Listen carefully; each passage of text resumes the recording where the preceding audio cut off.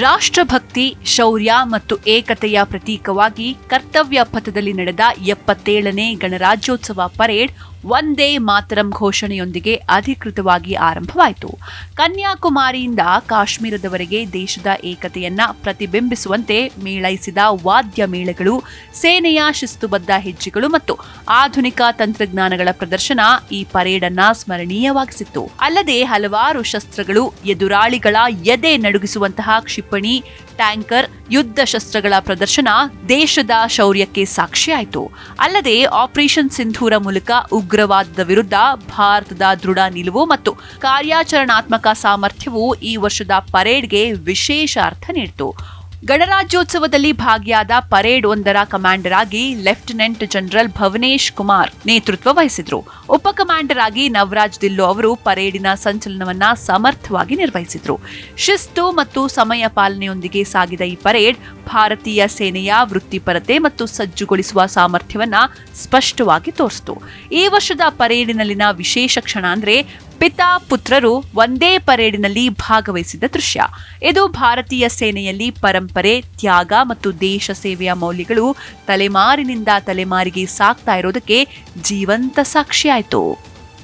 ಕರ್ತವ್ಯ ಪಥದಲ್ಲಿ ನಡೆದ ಶೌರ್ಯ ಪ್ರದರ್ಶನ ದೇಶದ ಸಶಸ್ತ್ರ ಪಡೆಗಳ ಸಾಮರ್ಥ್ಯವನ್ನ ಅನಾವರಣಗೊಳಿಸಿತು. ಯುರೋಪಿನ ಸೈನ್ಯದಿಂದ 4 ಧ್ವಜಗಳೊಂದಿಗೆ ಪರೇಡ್ನಲ್ಲಿ ಭಾಗವಹಿಸಿದ್ದು ಭಾರತದೊಂದಿಗೆ ಅವರ ರಕ್ಷಣಾ ಸಹಕಾರದ ಬಲವನ್ನ ಸೂಚಿಸಿತು.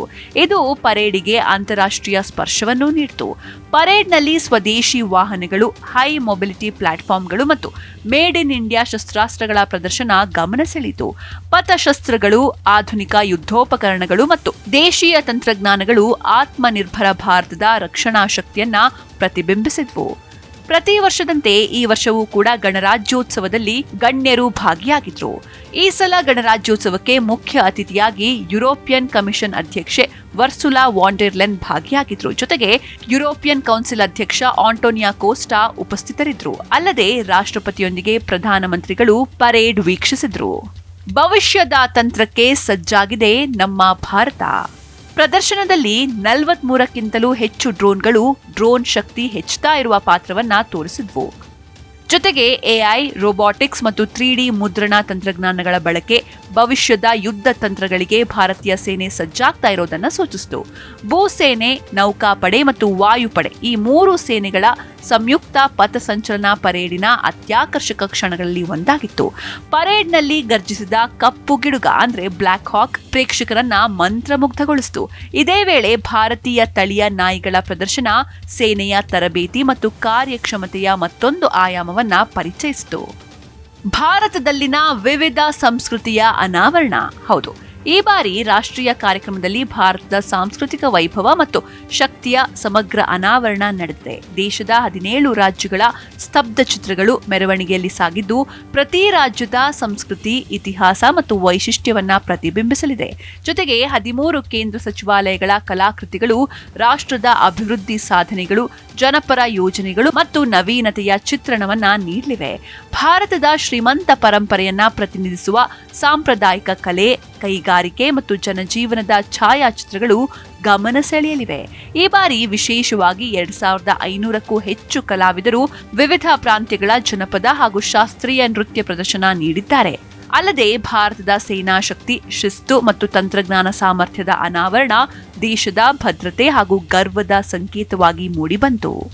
ಪರೇಡಿನಲ್ಲಿ ಭಾಗವಹಿಸಿದ ರೆಜಿಮೆಂಟ್ಗಳ ಇತಿಹಾಸವು ಗೌರವಭರಿತವಾಗಿತ್ತು. ರಜಪೂತ ರೆಜಿಮೆಂಟ್ ಭಾರತೀಯ ಸೇನೆಯ ಅತ್ಯಂತ ಹಳೆಯ ಕಾಲಾಳು ಪಡೆಗಳಲ್ಲಿ ಒಂದಾಗಿದ್ದು ತನ್ನ ಶಿಸ್ತು ಮತ್ತು ಶೌರ್ಯಕ್ಕೆ ಹೆಸರುವಾಸಿಯಾಗಿದೆ. ಅಸ್ಸಾಂ ರೆಜಿಮೆಂಟ್ ದ್ವಿತೀಯ ಮಹಾಯುದ್ಧ ಮತ್ತು 1971ರ ಪಾಕಿಸ್ತಾನ ಯುದ್ಧದಲ್ಲಿ ಪ್ರಮುಖ ಪಾತ್ರ ವಹಿಸಿದ್ದು ಪರಮವೀರ ಚಕ್ರ, ಅಶೋಕ ಚಕ್ರ ಸೇರಿದಂತೆ ಅನೇಕ ಗೌರವಗಳನ್ನು ಪಡೆದಿದೆ. ಜಮ್ಮು ಕಾಶ್ಮೀರ ಲೈಟ್ ಇನ್ಫ್ಯಾಂಟ್ರಿ ಯುದ್ಧದ ಮಧ್ಯೆಯೇ ರೂಪುಗೊಂಡ ಅಪರೂಪದ ರೆಜಿಮೆಂಟ್ ಆಗಿದ್ದು ಅದರ ಧೈರ್ಯ ಮತ್ತು ತ್ಯಾಗಕ್ಕೆ ದೇಶದಾದ್ಯಂತ ಗೌರವವಿದೆ. ಭೈರವ್ ಬೆಟಾಲಿಯನ್ ವಿಶೇಷ ದಾಳಿ ಘಟಕವಾಗಿ ತನ್ನ ಕಾರ್ಯಕ್ಷಮತೆಯನ್ನ ಪ್ರದರ್ಶಿಸಿತ್ತು. ಪರೇಡಿನ ಸಂಗೀತ ಭಾಗವು ಅದ್ಭುತವಾಗಿತ್ತು. 74 ಸಂಗೀತಗಾರರು ಬಹದ್ದೂರ ತಾಪ ಅವರ ನೇತೃತ್ವದಲ್ಲಿ ಮೇಳೈಸಿದ ವಾದ್ಯ ಮೇಳಗಳು ಕರ್ತವ್ಯ ಪಥವನ್ನ ದೇಶಭಕ್ತಿ ಸಂಗೀತದಿಂದ ತುಂಬಿಸಿತ್ತು. ಅಂತ್ಯದಲ್ಲಿ ಆಂಟೋನಿ ಬ್ಯಾಂಡ್ಗಳ ಘೋಷಣೆಯೊಂದಿಗೆ ಪರೇಡ್ ಸಮಾಪ್ತಿಯಾಯಿತು. ಒಟ್ಟಾರೆ ಈ ವರ್ಷದ ಗಣರಾಜ್ಯೋತ್ಸವ ಪರೇಡ್ ಶೌರ್ಯ, ಶಿಸ್ತು, ತಂತ್ರಜ್ಞಾನ ಮತ್ತು ಆತ್ಮನಿರ್ಭರ ಭಾರತದ ಶಕ್ತಿಯ ಭವ್ಯ ಪ್ರತಿಬಿಂಬವಾಗಿತ್ತು.